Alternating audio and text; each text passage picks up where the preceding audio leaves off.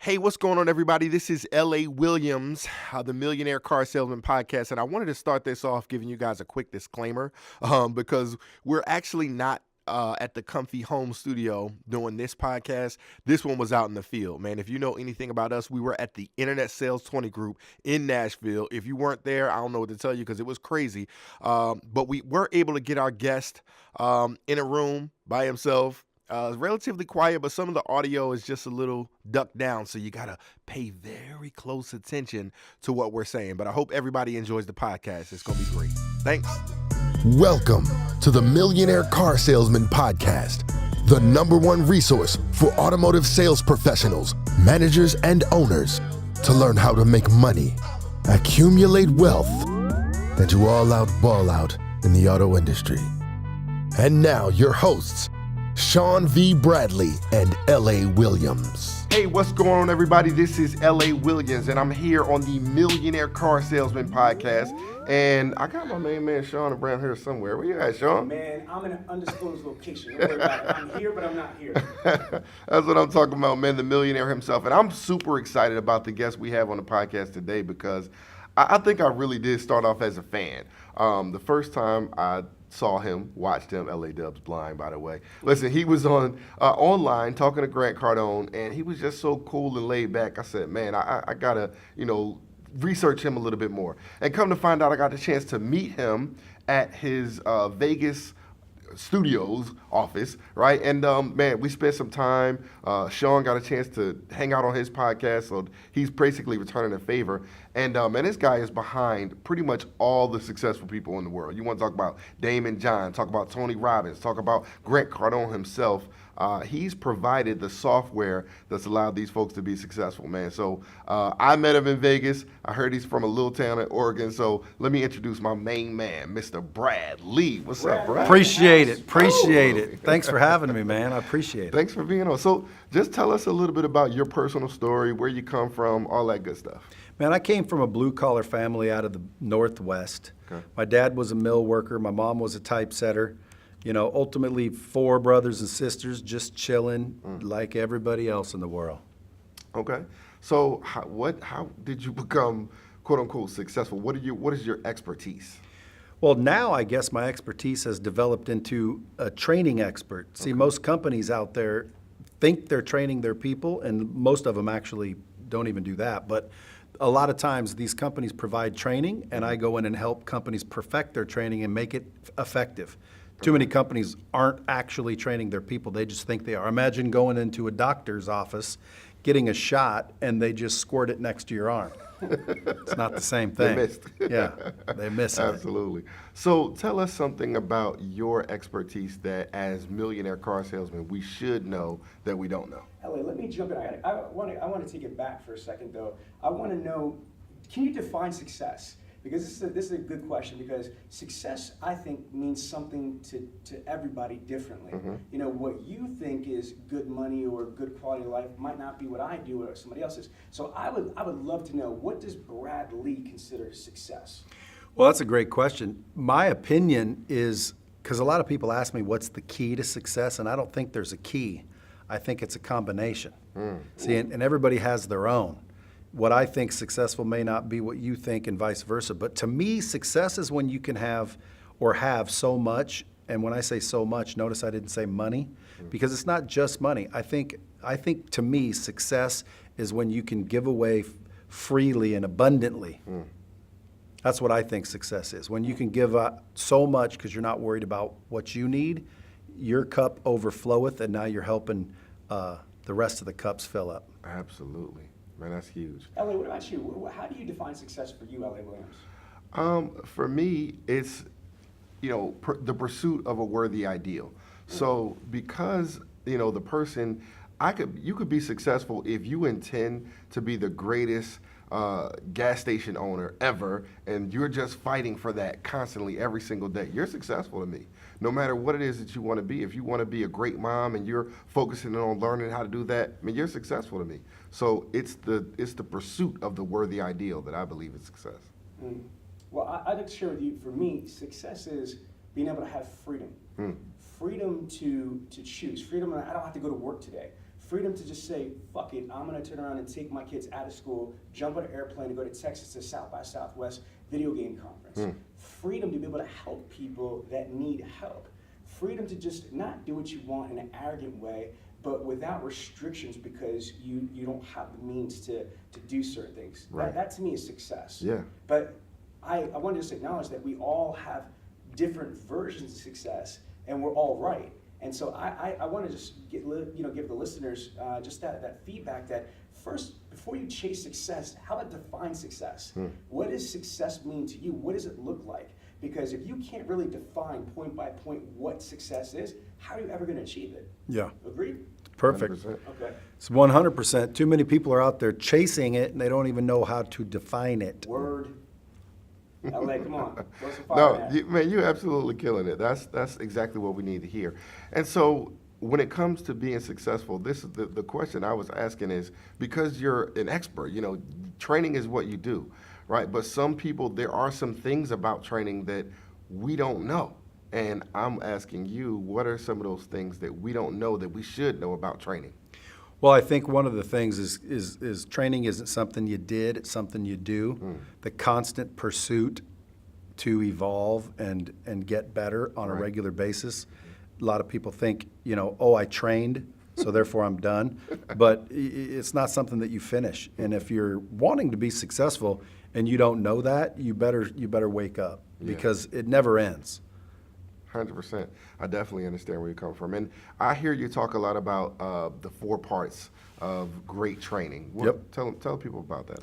Well, you have to have good content, repetition, practice, and accountability.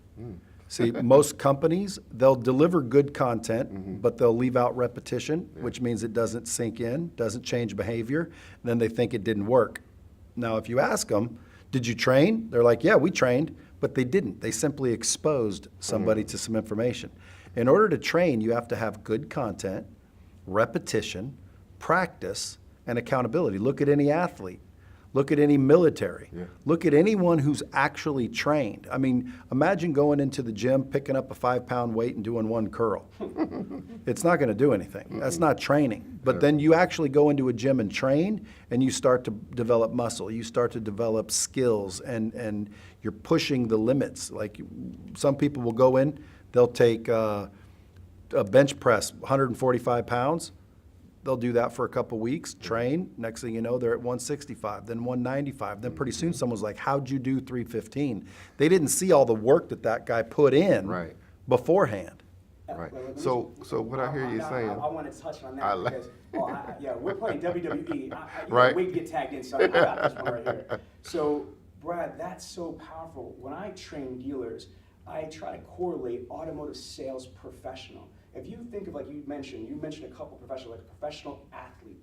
If you look at like some of these people, like the Philadelphia Eagles, shout out to my wife, she's an Eagles fan, is you look at these NFL athletes, what they really got to do to prepare, even in off season, practice, drill, rehearse, they crush it.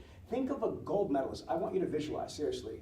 Like think of and if you're listening to this podcast, try to close your eyes and think of a multi-gold medalist in the Olympics. Just think about the level of sacrifice, dedication, tenacity, everything from nutrition to hydration to calisthenics to cardio and everything between. I mean, that's how you become a freaking multi-gold medalist in the Olympics. But yet, in our industry, in the automotive industry, people want to practice with real customers. Can you, with all your experience, can we talk about that? How come our industry, where you can make millions and billions of dollars in car dealerships, it's okay to practice with real people? Well, it's not okay. It's foolish. But why? If you go back to what you just said, like a professional athlete, well, they've got coaches. And they're not just running around the field. They're running specific plays, and they already know what works. And that's the problem with most people. They don't start with good content. So it's just like throwing a salesman a phone book saying, make some calls. That salesman's eventually going to quit or get tired or discouraged because it's not working. And then they say cold calls don't work. Well, cold calls do work. Like when I first started, someone threw me a phone book, told me to cold call. And then I'm seeing this guy get results. I ask him what he's doing. He says he's calling plumbers because turns out they need vans. Well, dude, all I was doing was calling the Judies, and it didn't work. And I was about ready to give up when this person said, no, bro, you got to call the right people. Strategic. And then when I started calling the right people, I wasn't saying the right thing. So to go back what you were saying, Sean, it's easy to see top athletes and assume it's their training that's doing it, when in reality, it's the coach knowing what to practice on. That's what matters. That's it. You know, if I'm running plays randomly and then I get in a game and nobody knows what plays are being ran, guess what? It's not going to work. You're not going to win a championship. But to that point also, you know, assuming they have good content, now they're not doing it enough. They're not providing the repetition necessary to actually learn. I mean, why do you think school was 12 years and not 12 days? Over and over and over again. Yeah, how many? What if they told you in first grade, hey, listen, it's A, B, C, D, E, F, G, H, I, J, K, L, M, N, O, P, Q, R, S, T, U, V, W, X, Y, Z, let's move on. Right. Nobody would know their alphabet. Right. It's 100%. repetition. That's the mother of learning. Practice is the key to improvement.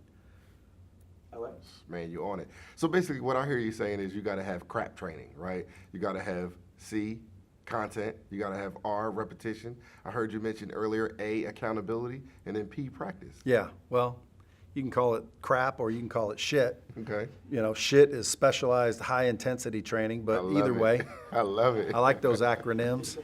Phenomenal. But listen, what you really need is the right mindset, because too many people, believe it or not, I mean, this has nothing to do with selling cars, but it has something to do with living. And I think it's important to get the foundation right before you worry about the rest of it. And too many people, believe it or not, they actually hate themselves.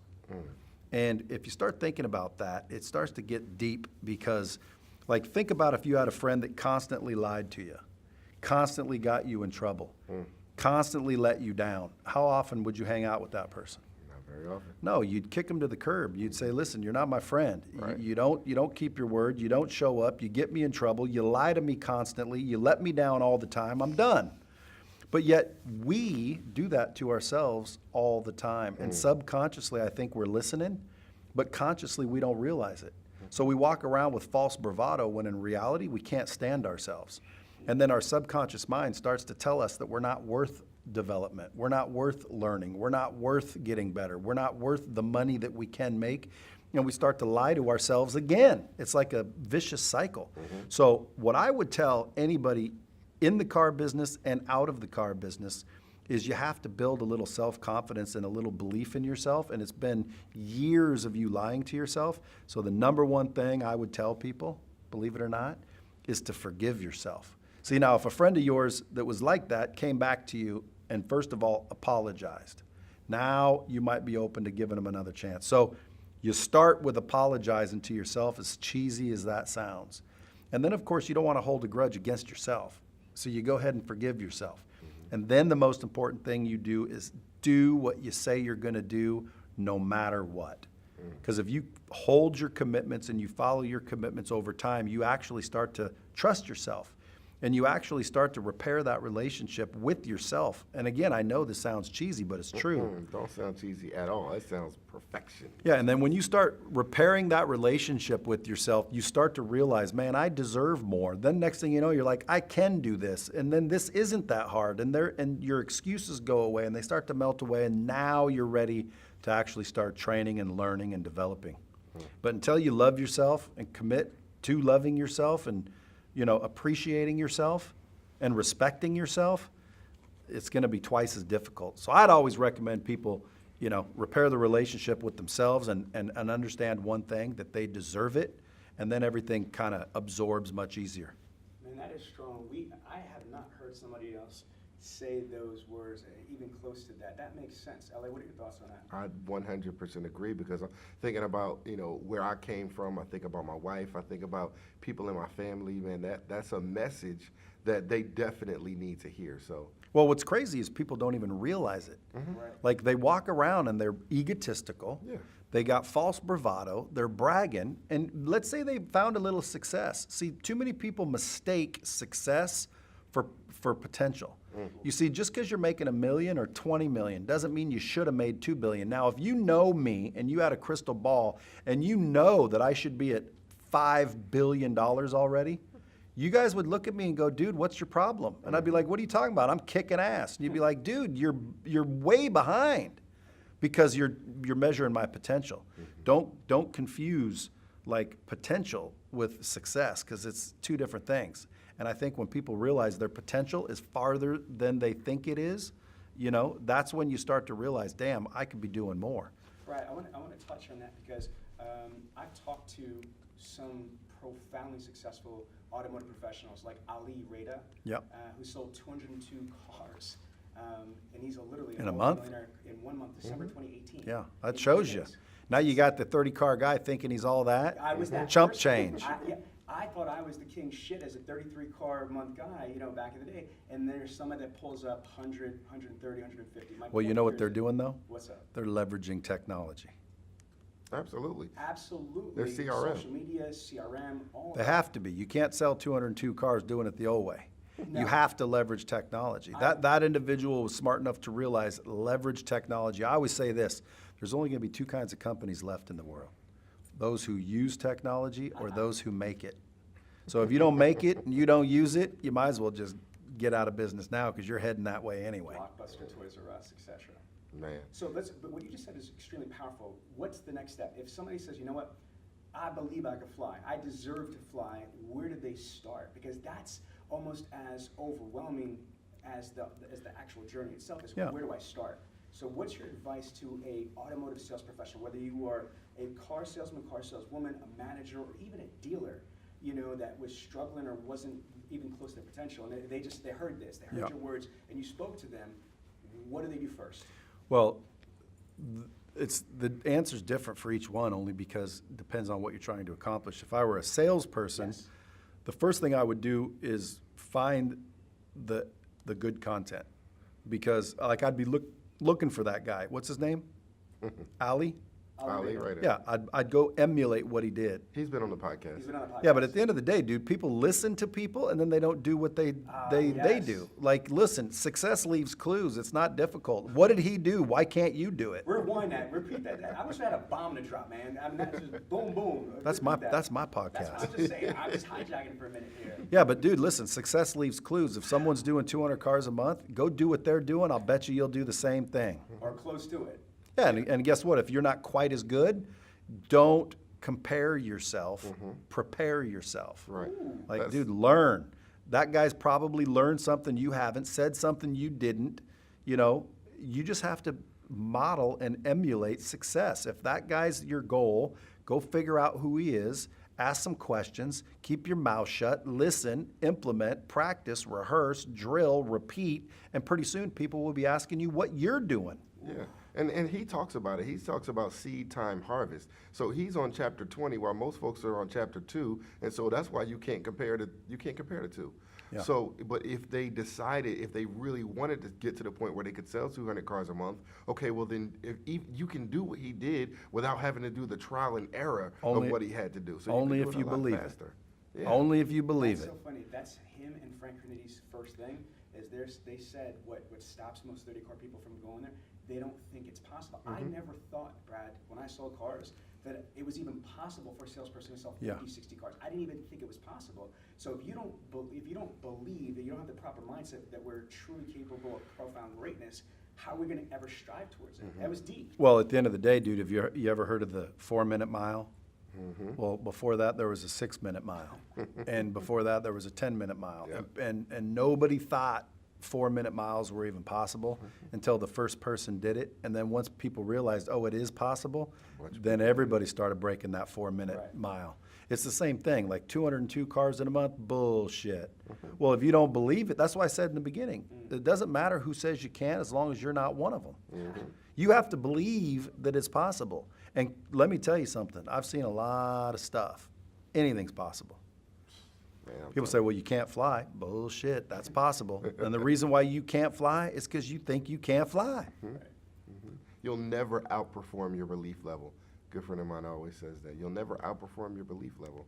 So that's huge. I will also tell you that trained people outperform untrained people. Ooh, That's it. Talk about that. yes. Well, it's just the truth. I mean, You mentioned, go back, like correlate. Like you said, military, like Navy SEALs, for example. You said athletes, and in your presentation at the IS-20G, you talked about like Michael Jordan, and like, so correlate training and success, because there is a correlation. Well, sure there is.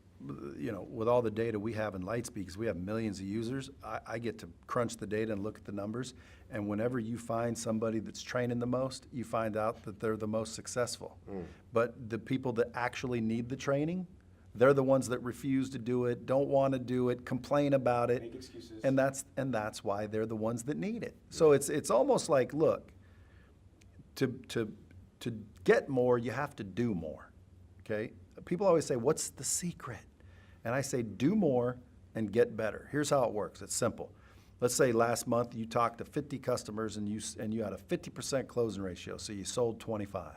Let's say your average was $2,000 a pop, so let's say you made 50 grand. Well, how do I make more? Do more. It's that simple. Like, everyone wants to make it rocket science. It's not rocket science. If you'd have talked to twice as many people, more than likely you'd have sold twice as many cars. And guess what? If that's not the case, well, then do the next part, which is get better. Because now you'll sell even more without talking to as many. See, that's what I was going to say. I'm so busy. You know, you telling me to train, but then you're saying I got to talk to more people. I don't know what to do. Well, first of all, that's another thing. It's called an excuse. Right. See, you ever read that book, He's Just Not That Into You? You ever read it? No. Basically, it's about, you know, if somebody really is interested in you, they will find time to call. They will find time to go to dinner. So when anyone tells you they don't have time, it just means that it's not important enough at the end of the day. That's it. You know, you'll find time. Too many people, by the way, they're out there trying to figure out what they need to learn. When I found that there's people out there, they don't need to learn anything. They actually need to unlearn. They've already been lied to and they bought into it. Like, for example, you only have 24 hours in a day. You ever heard that? Yes. Heard it before. That's total bullshit, dude. We have unlimited amounts of time. Like, watch. If I just recruit this young lady right here, Argita. and now she's given me 8 hours, she'll do whatever I tell her to do. How many hours do I have now? My 24 and her 8. That's 32. There you go. Then I have Sean come in. He's going to give me 8. Well, now I'm at, you see what I'm saying? Absolutely. Eventually, And you have 40. you have unlimited time during the day unless you think you don't. But you do. We don't have more. We're not limited to 24 hours. Okay? How about save your money? Let me ask you another question. You ever heard save your money? Heard it. Okay, money is literally useless unless you use it. By definition, if you don't use it, it's useless, right? So why does everybody save their money? Because they're scared that they're going to lose it. That's right. That's called a scarcity mindset. See, if you have an abundance mindset and you realize money is abundant and you can always make more and get more, then you start to break down, how do I make money? You use money to make money. You ever heard of that? Yeah. I'm going to have to pay somebody for that 8 hours. But if I want to save that money, guess what? You don't get that time. Exactly. Now all of a sudden I'm wondering, how do I make more? And then I start to say, I don't have time. Well, wait a minute. You want me to do more and you want me to train? I don't have time. Guess what? Maybe you pay someone to do the job while you're training. Or prioritize your time a little bit better. But at the end of the day, I know what you mean, because eventually you will run out of time and then you get better. And then pretty soon you'll be as good as you can be, which is not likely. And you're doing as best you can. Then guess what you do? You scale. You grab someone else and you get them to repeat steps 1 and 2. Do more, get better. Once you're as good as you can get and doing as much as you can do, grab somebody else and have them do the same thing and pay them less than you're getting to do it. It's like, if someone will give me $50 an hour, all I got to do is talk you into doing it for 40. There you go. That's the key. And you talked about that. I heard you say this. You said that you dropped out of school. Yeah, I dropped out of school at 16. I came home. My dad wanted me to mow the lawn the day before, and I had forgot. So I went home, and he told me to pack my bags and leave. So But now you got. I was excited. I packed a bag, and I'm like, are you kidding me? Are you serious? Like, most people think, oh, that's sad. Dude, I was pumped. 16-year-old kid with a 77 Camaro, told no more parental supervision. So as you can imagine, I made some good choices, and then I dropped out of school. Thought I was going to go be a movie star. But now I have 4 MBAs and 2 PhDs. Wow. But I didn't earn them. I hired them. That's what I wanted to hear. That's what I'm talking about. Phenomenal stuff. That is a mindset that people just need to begin to carry. Everything you're talking about is all about making money. Even Ali talked about how he hired a salesperson, and not that all his numbers are going to count for him, but he's going to teach him how to, become the next, himself, obviously, but just using some of Ali's principles. So that's some phenomenal stuff. So let's talk about from a management perspective. How do you make money as a manager? Now you're a manager. You're not necessarily the actual salesperson. How do you turn that into some income for you? Well, obviously, maximize my pay plan. So most managers that I know of that could easily increase their pay would be to increase the gross profit, which is increase the productivity. So it boils down to time management usually. Managers are allowing people to stand outside. They're not leading people. They're not motivating people. They're not training people. They're just sitting there as guilty as the rest of them.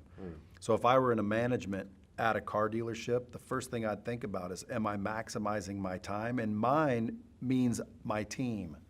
So if you're a GSM and you have 15 people on your team, are you maximizing all 15 people properly? Are you training the 15 people to do more and get better? And the answer is going to be probably not. Because if you are, you're probably not even listening to this podcast. You're probably working. You're probably doing instead of finding out how to do it. But listen, I listen to podcasts and I'm doing pretty well. But at the end of the day, man, we all fall victim of the same thing, which is excuses. So I would, if I were in management or I was training a manager how to do more and make more, I would say eliminate excuses from yourself and others and manage your time better. That's huge. All right, so just talk about this because, you got a lot of knowledge. Where did this stuff come from? Is a certain book you recommend? Well, the number one book for millionaire car salesman I would recommend would be How to Win Friends and Influence People by Dale Carnegie. Yep. Yeah, listen, the more hands you shake, the more money you make, bottom line. If you don't have enough hands to shake, it doesn't matter how good of a salesman you are. So if I were in the car business still today, I would master the art of introduction. I would get really, really, really good at building relationships. And ultimately, I think the best book I've ever read on that is How to Win Friends and Influence People. That's huge. All right, so give us a tip on what is, when you think about the best ratio, maybe training versus working, how do you kind of work that out? Because I know people are thinking about that. Well, I think if you're doing it right, work is training, okay? It's practical hands-on training. But when I'm not working, I'm going to read a book. When I'm walking on the treadmill, I'm learning, I'm listening to podcasts. It's a lifelong endeavor. So I was just making a joke when I said you wouldn't be listening to this if you were killing it. But if you're killing it, you are listening to this. That's the thing. The number one people are the ones that train the most. Talk about this. What was holding you back from becoming the you of today? Because who you are today, we all look at it and say, wow, that's amazing. But what was holding you back from that? I think it was just being selfish. I was more worried about chasing success and reaching success. And when I was about 30 years old, I kind of fell in love with helping people win. And I had the knowledge, but I was too busy worried about myself to worry about others. And you'll hear it, it's kind of cliche almost nowadays, but I think Zig Ziglar coined the phrase, the best way to get what you want is to help others get what they want. And that sounds cheesy and it sounds, cliche, but it's true. When I started worrying about helping other people, that's when success started chasing me. Wow. Like I could never break $500,000 a year, no matter what I did. And I was sharp, man. I was really good. I was good, okay? Of course, this was before social media, so I didn't get, obviously, a chance to leverage that, or I probably would have did a little better. But at the end of the day, I wouldn't have broke records, only because I was worried about myself instead of others. I think if you're out there in the world today, you should be worried about helping other people. You should be a problem solver. I always tell people, you want to make $1 million, solve 1 million problems. That's it. Or solve one really big one. Too many people avoid problems when they should be looking for problems. Yeah. Like if you walk up to somebody, I swear to you, try this. You walk up to somebody and say, hey, you want a problem? They're going to say no. No. But guess they what? They might want to fight you. You want a problem? You don't want no problems. No problems. Like songs about it. Well, people always say, You I don't want no problems. problems. Dude, I want problems. I love problems. To me, they're riddles, they're challenges, they're games, they're puzzles. And over the years, I got really good at solving problems. And the way you get good at something is to practice and, repetition. It's the same thing. Doesn't matter what you're trying to learn, whether it's selling cars or building relationships or flying an airplane. You have to practice. And the way to practice solving problems is to solve problems. There you go. But yet everyone's trying to run from them. Yeah, and the crazy thing is that money flows to those who solves the world's biggest problems. And Amen. So that's huge. We all That's gotta the know truth. that. Absolutely. So what's the best advice you've ever received? Oh, man, I've gotten so much good advice because I'm surrounded by all the subject matter experts because they're using our technology. I read a lot of books. I take a lot of courses. So it's hard to say. I think the best advice I ever received would probably be, it boils down to what I said earlier, which is it doesn't matter who says you can as long as you're not one of them. Your mindset is your most important asset. I know people that are so skilled and talented, but they go nowhere because they self-sabotage. They don't believe in themselves. They won't put in the work. And I think deep down, it's at a subconscious level. The reason they don't is because they don't like themselves. And people don't even realize they don't like themselves. Yeah. Like you literally don't like yourself. Now, if someone's listening to this podcast, I want you to just think about it. Like, are you getting up every morning early? Are you working out every day? Are you freaking helping other people? Are you doing the things that success tells you to do? And if the answer is no, just ask yourself a simple question. Why? Like, I used to be the guy that would get up and tell myself I'm going to the gym starting Monday, and then I wouldn't go. And then I sat there and rationalized why I wouldn't go. Yep. And I made all the excuses in the world. Bottom line, I didn't go. Now, when you start to peel back the onion, you wonder, why didn't you? Don't we know that fitness is good for us? Don't we know that certain foods are bad for us, but yet we eat them? Don't you know going out and drinking your ass off is a bad thing to do, but we still do it? Why is that? Because most people will tell you, I like it, it's fun. Maybe your mind's tricking you to believe that because your mind's saying you're not worth shit. So I think the number one advice and mentoring I got is go look in the mirror because you control everything. And people don't understand that, and that's the truth. I'll give you an example. If I said, screw you, LA, and spit in your face, now you can't control that. Right. But how you react, you can control. Absolutely. So let's say you, like most anyone would, you throw a punch. Right. I hit my head on a chair and I'm dead. Police come. You got manslaughter charges. And then you say, well, it wasn't my fault. He spit in my face. When in reality, you're the one that threw the punch. Yeah. So that's to an extreme, but if you start to think about what I just said, you start to realize you control everything. So when you have a bad day, you chose to have a bad day. When you have a bad month in sales, you chose to have a bad month in sales.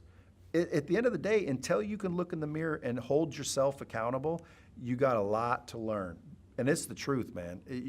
That's why I love working on commission, because when you work on commission, you get paid what you're worth. That's it. So if your check's not big enough, folks, go look in the mirror. You got paid what you're worth. That's it. All day long. All right, man, because I'm telling you, I can sit here and talk to you for hours. So I want to try to wrap this thing up. But tell us what's a personal habit, something that you do that contributes to your success? Every day I wake up in the morning, I instantly feel I'm grateful for the fact that I'm alive. First of all, I'm getting older. Second of all, it's just unbelievable to be alive, and most people take it for granted. I'll give you an example. what if you could win the lottery every morning? You win $100 million. Would you be excited? Sure would. Would you be excited to wake up? You know it. Would you be excited throughout the day? Another 100 million. Would you ever be in a bad mood? I don't know. Yes or no? I don't think so. Of course not. You're winning $100 million every time you wake up. Okay, so what would you rather do? Win $100 million or live?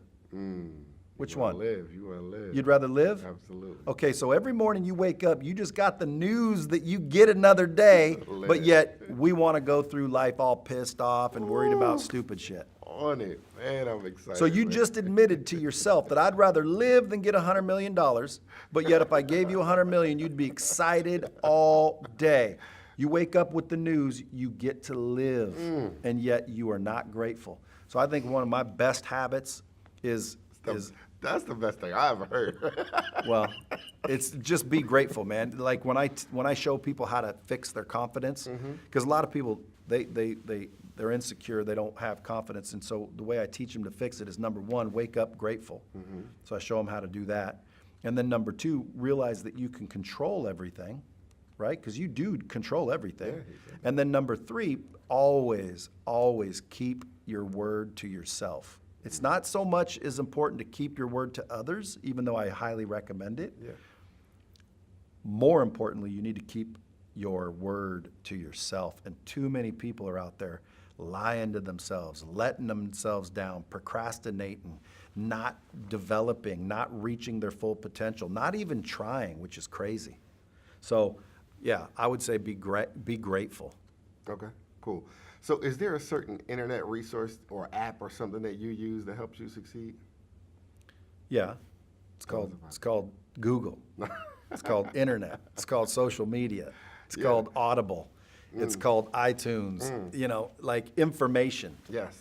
I would seek information. If I could do it all over again, my biggest takeaway would be to seek information Man, faster. that's why I like the age that we're living in. Because me, being blind, and maybe it's just an excuse, but years ago, I couldn't read a magazine, man. But now I can go right to the internet. Brad was asking me about what I'm flicking on my phone. Man, I got information that's just at my fingertips now like never before. I never thought a blind person would be able to use a touchscreen phone. And because of software, man, it can happen. So I'm excited, man. Yeah. So give us a parting piece of guidance, something you were talking about as far as social media, becoming a social media star. Can you talk a little bit about that, and then just tell people how people can connect with you to get more of this? Well, you can always find me on Instagram. That's where I like to hang. Facebook's all right, but Instagram's my thing, at The Real Brad Lea, and that's spelled Lea. But I believe that, especially nowadays, but more so even in the next few years, everyone needs to build a personal brand on social media. A personal brand is basically, if I go to your page, what am I going to see? Am I going to see that you like tuna sandwiches? Because that may not be as valuable. Now, if you love tuna sandwiches, instead of just taking pictures of your damn tuna sandwich, why don't you tell me what's in it? Why don't you go and teach me how to make myself one in case I love them too? And that's the point, is most people are not posting value. They're just posting crap. And when someone goes to the page, they're like, I can't get any followers. Well, it's easy for you to say, Brad, you have over 100,000 followers. Dude, I started with 0 just like you did. At the end of the day, folks, when you're listening to this, go look at how many people follow you. Again, it's kind of like your paycheck. If nobody follows you, it's because you ain't posting value. And now I'm going to try and teach you how to post value. All you have to do is, again, think to yourself, what is it that you can provide for people that find your page or follow you can consume and find value in? Like I said, people take pictures of what they had for dinner, which is stupid. But if you just put in the comments or the description or the caption, what is that? How did you make it? How can I make it? Where do I find the best one of them? What stores and resources are there for me who would say, oh, the dude had salmon. I like salmon. Well, how do you make that salmon? And where do I get the best salmon? Provide some value. And next thing you know, you start to get more and more followers and you start to build a tribe. That just reminded me of another thing, LA. I want to share with people this too. When I was 6 years old, everybody in my town, not in my town, but my friends, my circle, couldn't stand me. They hated me. And the reason why is because I lied a lot. And I lied a lot because I thought, in my neighborhood, we were kind of the blue collar poor people. We weren't really poor, but we were kind of poor. Right. But at the end of the day, I lied so I'd fit in, because all my friends and neighbors, the neighbors' kids, which were my friends, they all had money. And I figured, I don't want to be the dude that, didn't have anything. So I lied a lot, and it backfired. So here's one bit of advice I would give people, and that is to be authentically you and unapologetically you. Because what happens is when you are you unapologetically, the universe will send people your way that love you, and it will take away people that don't love you. So if you just be you authentically and unapologetically, you'll eventually build a tribe around you that supports you and loves you and helps you succeed, and all the people that shouldn't be around you will automatically filter away. But too many people are trying to be somebody else. They're trying to act like something they're not. So marriages end because of it. You know what I'm saying? When I meet, let's say, my future wife, I'm putting on the best version of me, which isn't necessarily me. That's Chris Rock. He talk about something. When you meet people for the first 6 months, you don't meet them. You meet their representative. That's what I'm talking about. That's what I'm talking about. And people do that. Chris is exactly right, dude. And I would recommend that you stop doing that, because all you're doing is setting yourself up for future failure. Like if you're a drinker and you meet somebody, have a drink with them. I'm serious. Like, hey, if you're an alcoholic, tell everyone you're an alcoholic, because guess what you'll have around you? A bunch of alcoholics, which is good for an alcoholic. But now, if you want to stop drinking, do you want to hang around a bunch of alcoholics? No. So you tell everybody, I don't drink anymore. And guess what your friends are going to do? Not drink anymore. No, your real friends will support you. But support the whole thought process. Yeah, but guess what your other friends will do? Oh, you ain't fun no more. Yeah. What's your problem, LA? We used to have a good time. See, because they don't want to learn, develop, and grow. So if you're just yourself, where it's like, now you state, I don't drink, you don't walk around. I know people walk around with a fake drink in their hand. What? Yeah. That's crazy. They make it look like a cocktail, and I say, why do you do that? And they say, well, because I don't want to get pressured all night, which is kind of a cool little technique. But at the end of the day, if I were listening to this and I wanted to share something that would really provide serious value, I would say, man, be yourself, love yourself, be authentic, and don't worry about what other people think. Too many salesmen are afraid to introduce themselves because they fear what other people might think of them. And you have to understand, you're not going to make everybody happy. So if you can't make everybody happy, what do? You just keep your mouth shut, don't introduce yourself, or worry about making yourself happy. There you go. That's the key. That's right. So, man, that was some phenomenal stuff, man. I love what you said, man. Be authentically you. And I tell people this all the time, man. You are the average of the 5 people that you spend the most time with. And you just been spending time with Mr. Sean V. Bradley, L.A. Williams, and the real Brad Lea. So thanks so much, everybody, for listening. And go out there and be a millionaire car salesman. Thanks. Thanks for having me, Bill. Ladies and gentlemen, if you like it, you love it, you want more of it, then don't wait for the next money show. Just go to bradleyondemand.com and take your career to the next level.